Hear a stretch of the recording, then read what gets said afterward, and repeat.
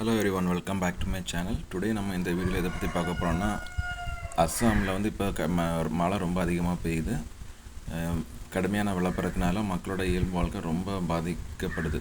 ஏன்னா நிறைய இடங்களில் கட்டிடங்கள் எல்லாம் மழையில் இடிஞ்சு விழுது. வெள்ளப்பெருக்கு அதிகமாக இருக்குது. நிறைய கால்நடைகள், பறவைகள், மனிதர்கள் அப்படின்ட்டு நிறைய பேர் வெள்ளத்தில் எங்கே போனாங்கன்னே தெரியாது. அப்படி இயல்பு வாழ்க்கை கடுமையாக பாதிச்சிருக்கு அவங்களுக்கு.